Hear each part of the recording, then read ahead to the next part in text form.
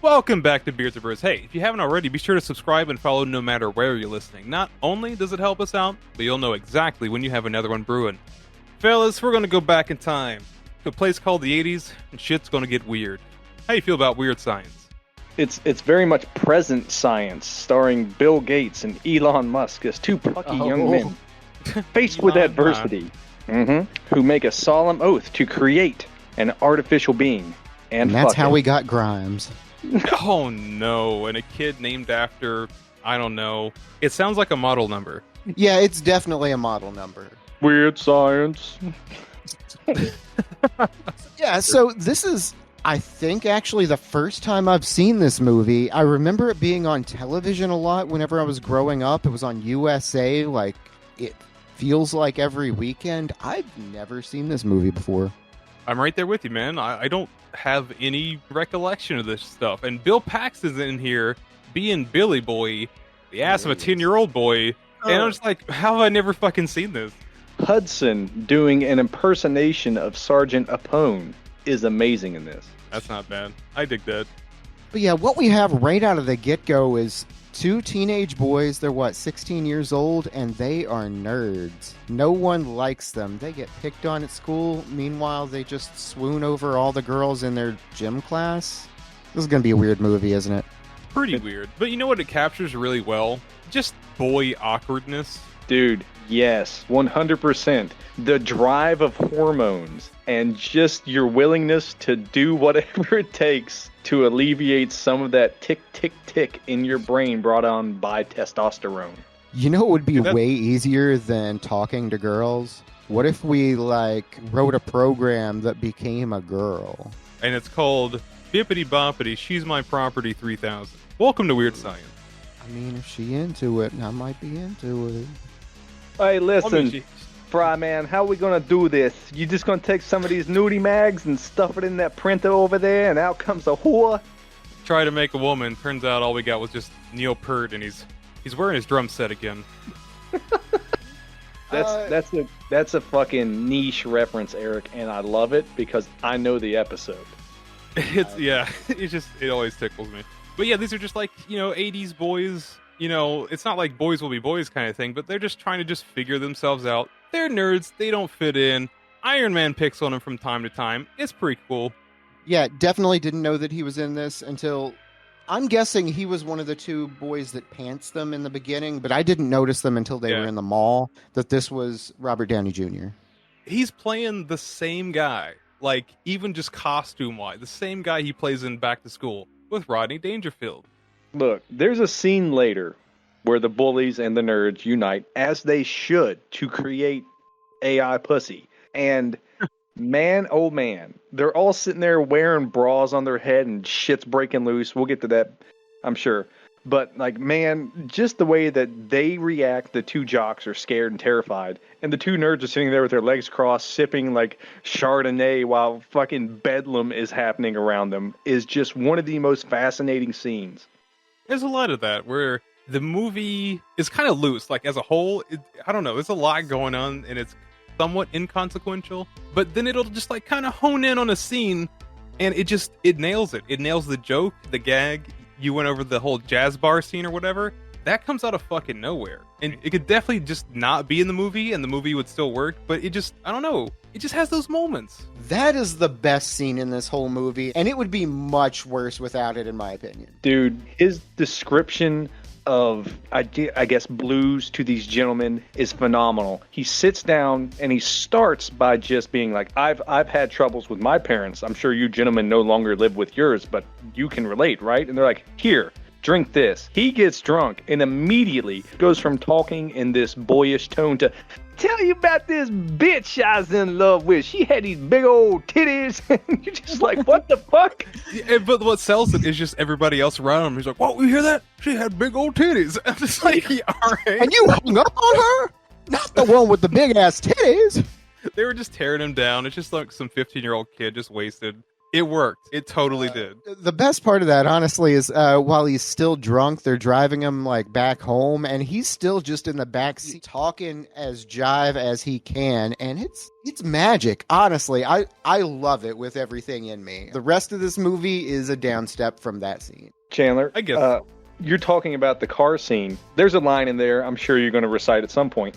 But man, whenever they get home and Bill Paxton, who's the brother Chet, is upstairs and he's giving him shit, and Breakfast Club is drunk and he's still jive talking, and his head keeps leaning too far back and he keeps whipping back up into scene. And every time he whips up into scene, he says some jive shit to Bill Paxton, who's trying to like be a dick to him. But this is the one time I've seen someone make Bill Paxton break character.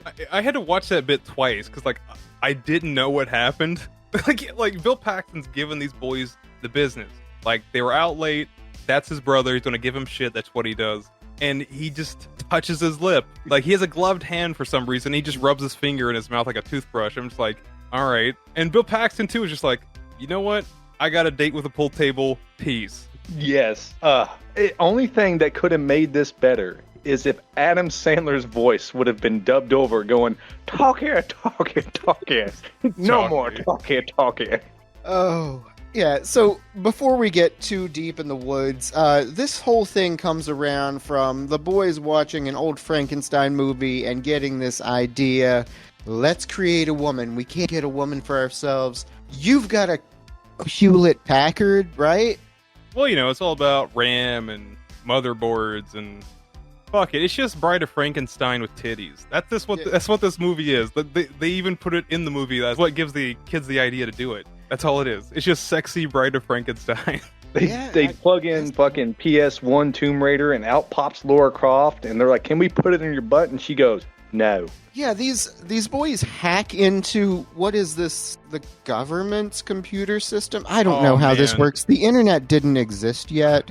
I was pretty baffled by it. You know, the fact that NORAD's protected by John Ritter and Tempest. And they just bowl right through it. You know, they just attack on the keyboard, and when the letters pop up, they just make like a bowling sound like you're at the bowling alley, and they're just in. They did it. They hacked. Yeah, shut up, bitch. I got a VPN. Now. And that brings us to today's sponsor. Yeah. NordVPN. No. Hey. Raid Shadow Legend. God damn it, Raid Shadow Legends. God damn you. Damn you, Raid Shadow Legend. If you download now, you get fucking Pumpkinhead as a playable character. So, yeah, you alluded to it a little while ago. They actually just use a scanner or something to feed photos of, like, Playboy bunnies and supermodels, and also Albert Einstein and David Lee Roth into this, like, woman creator. Well, they just slid him in because he's really good at kung fu. I hear. I think it's just in case they needed to jump. You know, you need that double jump skill. Well, the only song they could afford with, slipping him in that scanner is just a cover of Old Pretty Woman. Yeah, for being an 80s John Hughes movie, the soundtrack for this is honestly kind of lacking. The score is fine. Yeah. You get a lot of that, like, ambient synth going on. But man, there's like 3 tracks in this movie that I know, and like 2 of them are Weird Science. Same thing, just booking it. Okay, but Weird Science is a fucking banger, dude. It's got that vibe of Ghostbusters to it. It does have that novelty, and it was kind of cool because it's been a while since I've seen a movie where like it had a theme written for it. Like I know the 80s were full of it and into the 90s, but man, I was like, okay, little charming there. Oh, damn. I didn't even realize that was by Oingo Boingo. Only a lad. Yeah, little fuck, what's his name? Oingo? Little Danny Elfman for you. Oh, that's right, yeah. Yeah. He still looks like that, too. Never changed. Man, he looks fucking ripped. Like, he does stuff... No, he does. I'll tell you, like, I remember back in the day, he looked like a fucking nerd. He could have been starring in this movie. Like, he does stuff, you know, just sporadically around my area, and he'll be on the poster, and dude is fucking ripped. Danny Elfman, send me your workout routine. You could probably get it from Carrot Top. Oh, does that mean Danny's Carrot Bottom? That's a fucking visual I don't need to see. Could you imagine him reaching into Danny Elfman's trunk to pull out his prop? No. Oh, no. Please don't. And it's definitely just Tim Burton. Oh. Helena Bonham I- Carter's got to be there somewhere. I'm slowly Yeah. backing out of all of this content. Well, let's get you back in there because Kelly LeBrock is the woman that they made. By the way, Yeah, they do everything they need to. You know, they turn the bedroom into the Fox 11 money machine. They hook up a Barbie doll to a battery. I'm telling you, like he might have gotten that computer for Christmas, but dude was checked out. It can do anything. It can even make that awful cough sound from Ferris Bueller. Oh man. 80s computers could do anything, couldn't they? Yeah, absolutely. I at first I was just like, this is just plain dumb. But I realized that back in the day, like 4 people had a computer and they knew fuck all how they worked. They're just like, yeah, they hacked into the government. There's John Ritter, kinda. Yeah, just put more titty on it. That's how computers work. Put more titty on it. I don't know. You wouldn't download a bitch, would you? Oh, they did though. They torrented that shit. Yeah, so we got this lady that they have just created. Yeah, you're my master now. You created me. What do y'all want to do first? And there's like an awkward pause, and she's like, "What's that? PART?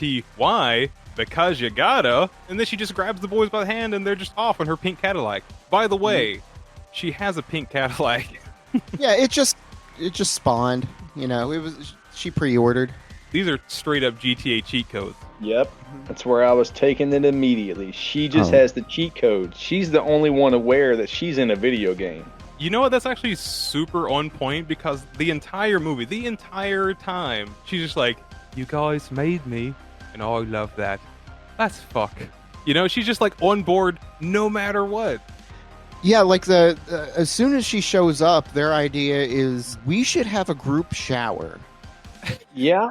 Yeah. And they're in their fucking full-on shorts and Converse shoes, and then you got the one kid with the sock with a hole in it. I thought that was a wonderful touch.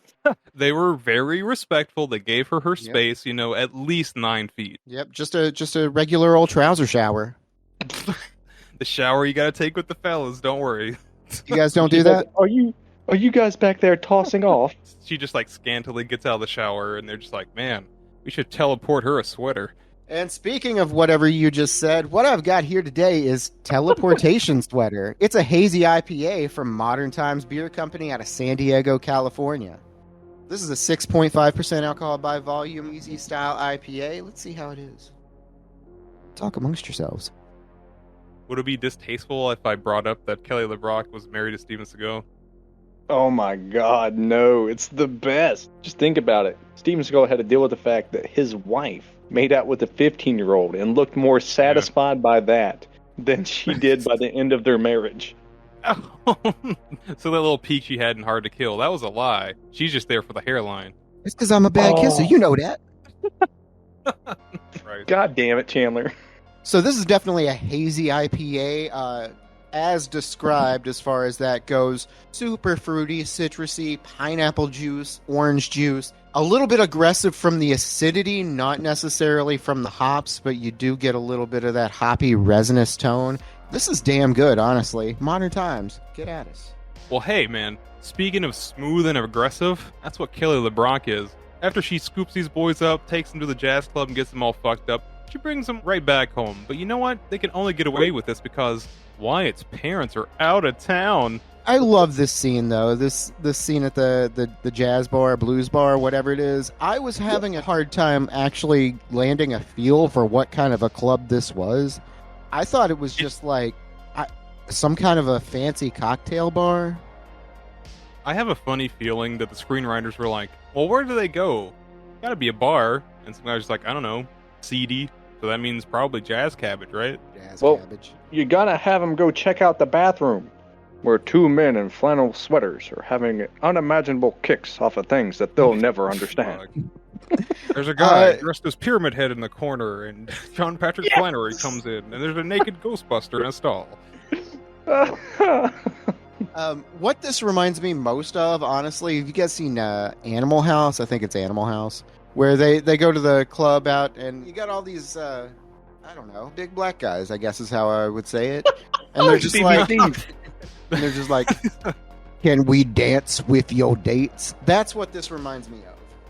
And now that you mention it, this movie does have a lot of 80s teenage movie hallmarks. Like, yeah, they go to the bar. They're not supposed to, but they're there. They're hanging out, getting smashed, talking about big old titties, as you do. The way this whole thing actually turns from being like a we're scared to be there to we're a part of this fun group thing is like one of the guys, Dino, he's sitting there and he's like, what's a hot woman like you doing with a malacca like this? She's like, purely sexual. Yeah. What can I say, Dino? She's into malaccas. So Breakfast Club is super weird, of course, but that was totally like a BDE moment. Like, she stood up for him. He's like, yeah, bro, what are you going to do about it? She's on it.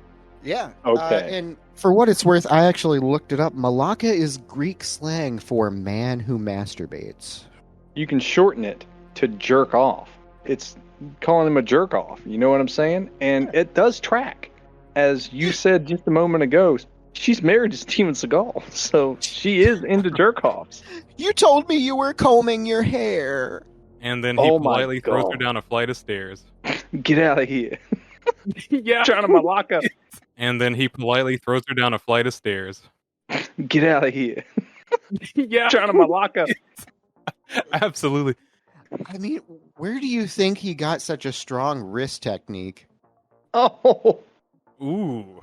Well, the proof is in the pudding because, like, this is the scene we had the most fun with, and we spent, like, most of the cast at this scene so far. The rest of this movie is just like, and this happened. After they get out of one bar party, they go home, deal with life as one has to, and they set up for, of course, the out-of-town parent party. And this is where shit pops off.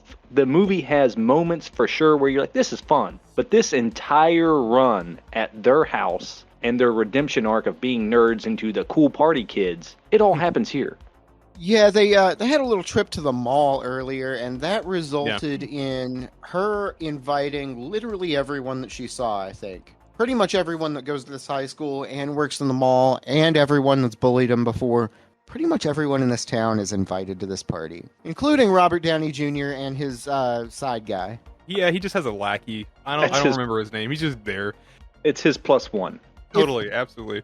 And we haven't really talked about them yet, but those two guys have girlfriends, and those girlfriends are the whole reason for, like, all of this happening, because they're the girls that the two nerds were swooning over at the very beginning in gym class. They were like, how do we get those girls? We can't. We've got to make our own. And they're not, like, wild bullies like we get in some 80s movies where there's, like, fucking breaking the law. They're just shits, you know? They just dump the big gulp on them. Haha, you're wet now. Get fucked, you know? Think about this, though. They throw the party, and then they end up, because they are nerds and they have social anxieties, they go hide in the bathroom not to deal with this. Bro, one of the boys is so nervous he has to shit. He's literally shitting. And this is one of the funniest scenes because the girls they want come to the door. They knock. Breakfast Club opens the door, and he's got this look of, oh my God. And he slams the door. He's like, bro, there's girls out here, and you just took a shit. Burn a match or something. Set the bathroom on fire. He totally had his back. Like, given how ridiculous the situation is, which is very ridiculous, he kind of kept them together. He's like, all right, take your shit, Billy. You got to burn a match, and we got to get back out there. Like, I think he was just really trying to hone in on the whole, like, we got to get out of our nerd phase. We got to build confidence. We got to get out there and start fucking, you know, he's just over there just, like, farting away. Yeah, let me know if you need to pinch off an air biscuit. I'll turn on the fan. I've never heard air biscuit in this context before. Me either, and neither did that guy taking a shit, because he's like, bro, what? In the most sincere way, like, Breakfast Club pulled that out of his breakfast ass. This is also one of the best scenes that I've ever seen depict two friends slamming one another, but no homo. Wyatt is the one taking the shit. Breakfast Club is trying to cover for him.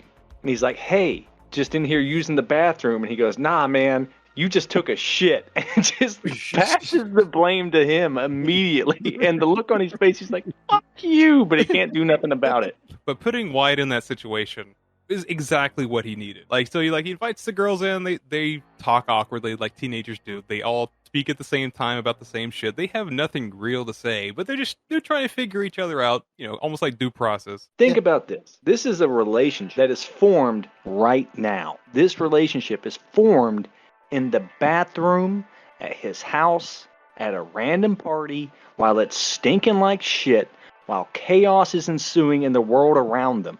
This relationship between both of these people will probably last, canonically. For sure. This right here, I think, is the only reminder that this is a John Hughes movie. Like, this little back and forth they have in the shower, just how it's shot, how it's presented. This is John Hughes. Totally up his alley, just how to get out the exposition in a way that seems interesting and not just two dudes in a shower just like, so, which one do you want to fuck later tonight, you know? Honestly, I didn't even take it as like a John Hughes-ism. I just noticed that this scene is markedly different than everything else in this movie. It might be because it's John Hughes. It has a definite, like, auteur approach, but only in this one scene.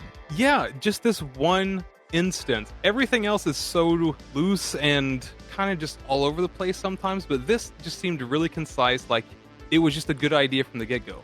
There is a scene, before we go too deep in this party, I want to talk about Breakfast Club, as you all keep calling him, and that's fine. Breakfast Club. Anthony Michael Hall. His parents are still in town, so he has to, like, ask for permission to go to this party. Yeah. And to do so, homegirl Lisa comes over to try and talk his parents into it. And how she does it is saying, hey, it's a party. Your son needs to go to parties. He's a nerd-ass kid. Doesn't it embarrass you that your son's only sexual outlet is tossing off to magazines in the bathroom? You told me you were combing your hair! but the way the scene plays out, it was so just out of left field. Like I get that they were trying to go for something funny, but I felt just odd by the end of it because she rolls in and his parents are totally like, "This is weird. We got to do something about it." And Yep, his dad is just like, "Yeah," it's like his dad was just like, "I don't want you doing nothing dirty with my sons." For some reason in her brain, she's like, "Dirty, huh?" It's turned into fucking Dirty Harry, you know? Yeah, it's just going to be, you know, a party. Sex, drugs, rock and roll, chips, dips, whips, but no candle wax on the nipples. That's where we draw the line. This bitch is going to be smelling like warm vanilla sugar till she dies or is deleted. Deleted. Ooh. But now we're at the party. What else could be happening besides, of course, our good friends Robert Downey Jr. and Plus One?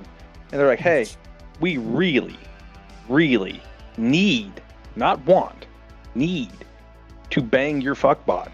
And they're like, nah, bro, you can't bang our fuckbot. That's our fuckbot. Yeah, we'll trade you our girlfriends for your fuckbot. Well, we can't do that, but we can make you one. Let's go upstairs. Why? Why? None of this makes sense. Like, even in the No. context of the movie, like, these guys are fucking dicks. That's their character. Fine. And the moment they showed any kind of just, like, I don't want to say empathy, but just, I guess, humanity towards them, they're like, oh, well, we're good friends, and I'm going to tell you all of my deepest, darkest secrets. Would you Right? like a bitch, too? Yeah, maybe it was like, hey, this is our shot. We've got a shot to be in with the cool kids, and we can get laid that way, right? Let's make them a fuckbot so we can have their girlfriends. How big do you want the titties? And then it just cuts to them enlarging the breasts, and then it cuts to Adam Driver in that Star Wars, and he's like, more! Yeah. But meanwhile, the computer itself is like Adam Driver's just like, I know what I have to do, but I don't think I have the power. It just makes one big titty. Yeah, I just didn't know where the movie was going to go with this, to be honest. Because, like, they make something else. You know, they think it's a woman. Oh, no, there's a silhouette at the door. I told you it works. And it's just Kelly LeBrock being like, no, stupid asses. You made an ICBM missile that's now in your room. Because scene. Yeah, because you, instead of connecting the battery to a Barbie doll, you connected it to a magazine that had a photo of a missile on it for some reason. Listen, this bit with everything going crazy in the house was magic. Weird Science, the song is jamming. The kids are sitting there with bras on their heads. Fucking people's clothes are flying off. Monsters are ripping through walls. People are turning blue. Fucking the world is turning upside down. It looks like, I'm telling you, man, this is just shit they had left over from Ghostbusters that they didn't use, and they just used it here. And I'm sad that I didn't see it in Ghostbusters. I'm sad that I didn't see the rest of this in The Hills Have Eyes, because that's the biggest standpoint that I have for this. You got the weird-looking motherfucker from the original Hills Have Eyes. Yeah. Okay. There's a lot to unpack. Because, like, the end of this movie, I can't say the end, the penultimate 15 minutes, it's just the end of fucking Gremlins 2. It's a fucking near disaster. It's just stuff all over the place. There's some good goofs in there, but it just kind of came off as just like 80s movie trying to be PG-13 Animal House, you know? Yeah, let's just be wacky and crazy, and let's have like a mutant motorcycle gang roll in for no real reason at all. Like, it was cool, but I don't know why they're here. Well, this that's is the test, bravery though. and courage. Yeah, this is the test. This is the final boss the fellas have to go through to save the day and win the damsels from the dickheads. Like, I guess. But we do have to mention Hills Have Eyes guy. He's just like vice president. The man in charge is Bennett from Commando, wearing the exact same shirt that he wore in said movie. I think he owns it. Yeah, but Bennett doesn't care if he loses his teaching position. The Hills Have Eyes. He's got shit to do on Monday. My big moment was when Bennett showed up. I went, oh shit, it's Bennett. And I went, he's wearing the exact same face paint and hair ditty he did in Mad Max. And he's wearing the exact same shirt as he did in Commando. This is great. He's bringing it all in. He just wants you to make sure that, you know, he's Bennett. Look, Matrix, I've been in plenty of films. And I just know the guy from The Hills Have Eyes.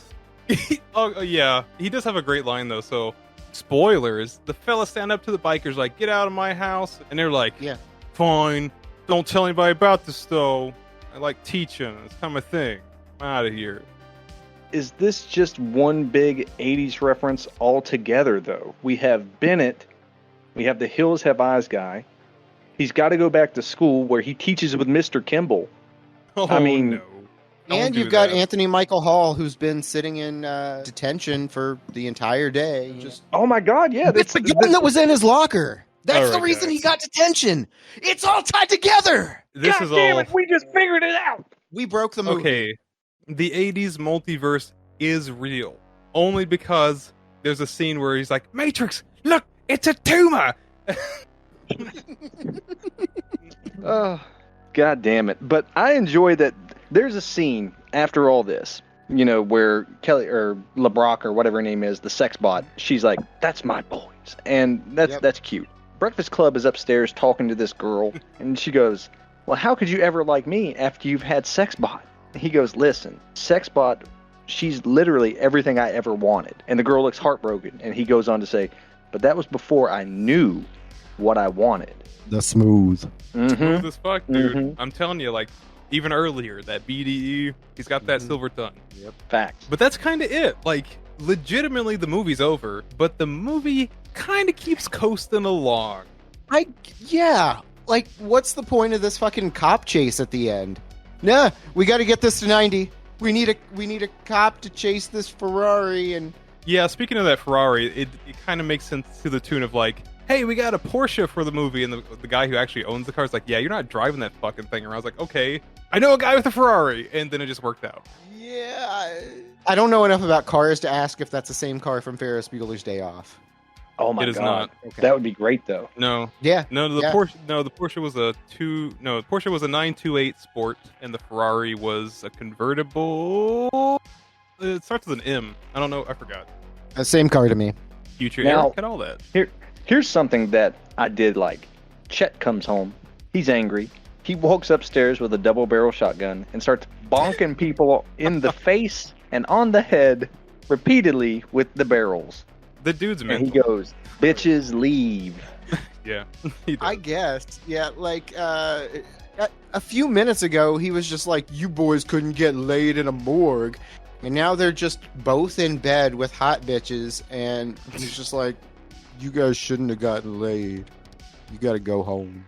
Sorry, Chet. Well, he got fucking turned into Jabba the Turd or some shit. It was something super gross, but I kind of enjoyed it because I knew Bill Paxton was goofing along with it. He's like, yeah, I'm just a blob. What the fuck? You know? Oh, why did I eat that fly? And Yeah, whenever he said exactly. he was sorry, he went, oh, sorry. He's just acting up. The eyebrow flutter that the puppet had was amazing. Because it's just like his. Yeah, this movie's kind of stupid. Yeah, it's a lot of stupid, and it finally just kind of stops.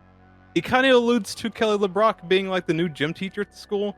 I don't fucking know what that's supposed to mean, but it makes all the Yeah. fellas faint. Wow, she's a hot one. Yeah, all the boys in the class pass out with horn, just full of horn. But yeah, everything just kind of goes away. It reverts. Like the cars disappear. They de-digitalize. I don't know. Everything unsucks itself back into the chimney and through the fireplace. And is there science behind this? If there is, fucking weird. Nah, it's either that or like the Cat in the Hat had a hand in it. Fuck if I know. Nope. This is Sexbot once again using cheat codes. She just reloaded the last save before the party. God damn it, Yeah. she's good. Yeah, Mary Login. Yeah, she's really good. I thought the movie was fun as hell, man. I watched it with my son, and he was having a fuck ton of just enjoyment. He's at that age to where this is right in his wheelhouse, and there was never not a smile on his face. So whether the movie was amazing or not, I got that experience with him, so A+ on my end. I thought it was just okay.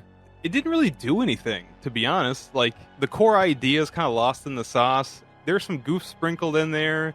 It's almost like a family-friendly version of Frankenhooker. Watch Ooh. Frankenhooker. You know? I'm probably somewhere between you two guys. There were a few scenes that I had a lot of fun with. I always kind of thought of this as one of those, like, 80s teenage sex comedies, and it kind of is, but there's not really all that much sex in it, to be honest. I also thought of it as one of those movies where people say, oh, you couldn't make that today, and they're right, because there is a point where a 16-year-old boy makes out with a 25-year-old girl. Those are the ages of the actors. But otherwise, this movie was fine. It was a little bit of fun. It was a little bit cringe, but yeah, it was all right. Yeah. Well, there you have it. That was Weird Science from 1985, the year of our Lord.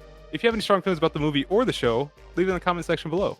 Make sure you hit the like and subscribe buttons. Be sure to bash that bell icon so you don't miss what we have brewing up next. Get out there and follow us on social media. We got that Instagram, Facebook, Reddit. We're on YouTube. Hell, you can find us anywhere podcasts are available. Give us a listen. We're kind of funny. Well, we might be a bit like this movie. Have some golden spots in there with some junk. But more than likely by the end of it, you'll be like jive talking and thinking about hanging up on that chick with the big titties. Give it a shot. Did we ever mention that boy was wearing panties at one point? All right, cool.